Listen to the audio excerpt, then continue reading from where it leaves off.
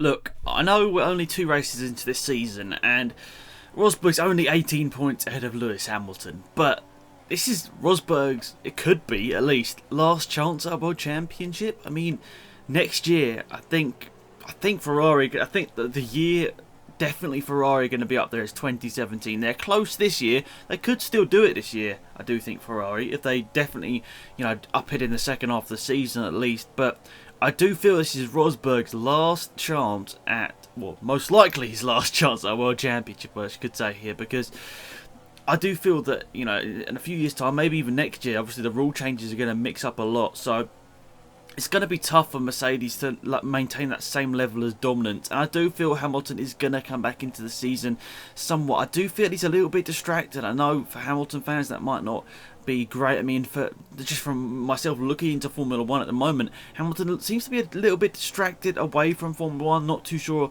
if something's going on, but he doesn't look 100% focused, and obviously that will affect you. I mean, if you're not 100% focused in a Formula race, it obviously will affect you somewhat.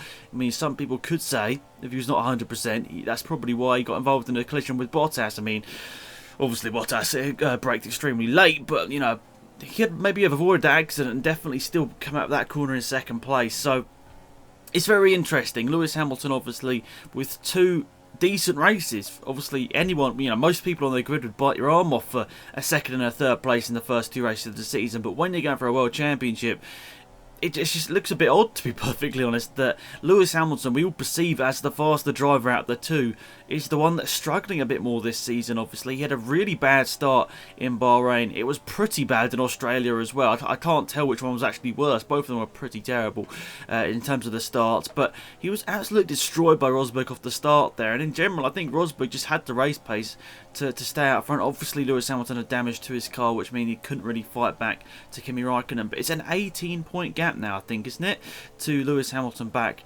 in second place in the standings. Now it's pretty crazy, but we've got to say, obviously, it's only 2 races in, but I do like to make these videos because it does sort of get people talking. Do you guys think it's Rosberg's last chance at a title?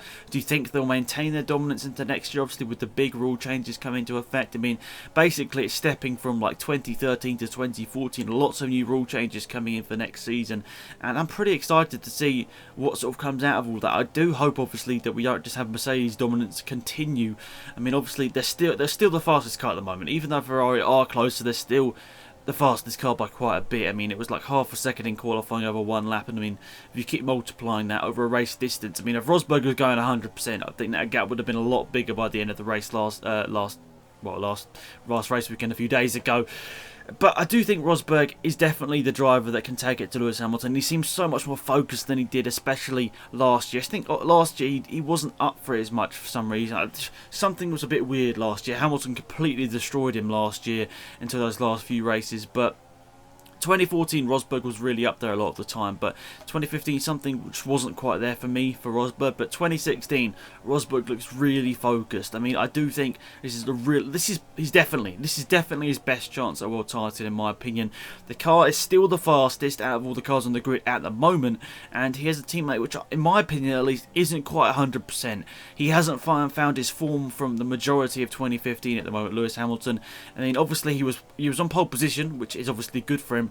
But that means nothing. Pole position means nothing if you're not first into turn 1 at the moment, because obviously you can't follow cars very closely at the moment. So even if he hadn't got involved with that accident with the Bottas, I still think that Hamilton would have struggled here a few days ago to sort of get the win in, get the win. I mean, I don't know 100%. Obviously, I can't tell. Obviously, because it's all like ifs and buts. But it didn't happen, and he's 18 points now behind Nico Rosberg in the standing. So, you could say, I haven't completely worked this out, but if Hamilton retires from 2 races and, Rosberg goes on to win those 2, it gets to a point, at some point this season, where Rosberg can just, continue to finish second place behind Hamilton and still win this championship. So it's really interesting to see. I know I don't want to get carried away, but I do actually hope Rosberg goes on to win this championship.